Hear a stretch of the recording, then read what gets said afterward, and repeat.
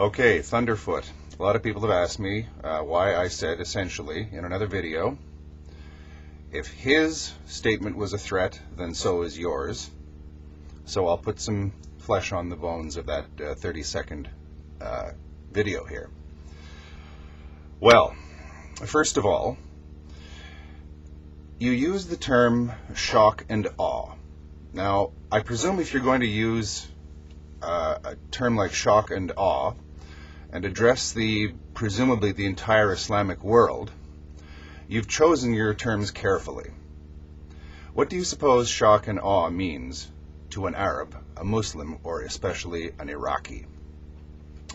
Shock and awe is essentially blitzkrieg with 21st century weapons, although you don't so much slice through your enemy as in blitzkrieg as you pounce on him, or you hover over him while you riddle him with destruction, essentially. And the aim is to stun him, destroy as much as possible, as quickly as possible, essentially a total annihilation of the enemy. If you can't kill them all, you have to prevent him from even cohering ever again as an effective force.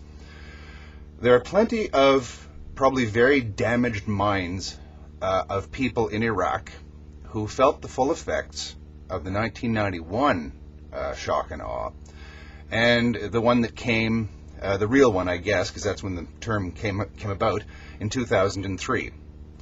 I wonder what the people who survived that would have to tell us of what it was like. I can't even imagine. Saving Private Ryan, not even remotely close. Now, you said it was going to be shock and awe on a larger scale. Okay. So, shock and awe on a larger scale, in other words, you're advocating that somebody hit, presumably, the Muslims, because that's what you referred to them in the first sentence of your video. You're going to hit the Muslims. You didn't say you were going to hit the Iraqi army. You didn't say you were going to hit soldiers or civilians. And this was going to be worse. Now, shock and awe was essentially the Western coalition forces effortlessly wiping out the Iraqi army in what is a ruthlessly efficient operation. It works militarily. What are we to conclude when you don't say it's a military thing anymore? It may be civilians. You didn't exclude that.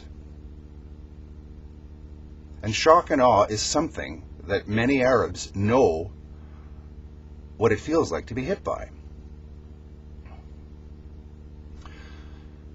Now, as for the target of this video, where you crow over the individual in question, I'll call him Ali because that's how he introduces himself. If you watched actually how he dealt with the people in the comments pages, he was very nice, but he was getting his own shock and awe of horrific abuse. You must have seen some of it going on. He was, I believe, pushed over the edge. I believe that what you saw there in the last scene of his video that you pillory so mercilessly again was someone who was sort of in despair. I'm not going to excuse anyone's words, but I'll accept your premise that he was uttering a death threat if you accept my premise that you were uttering a threat of annihilation against a civilization.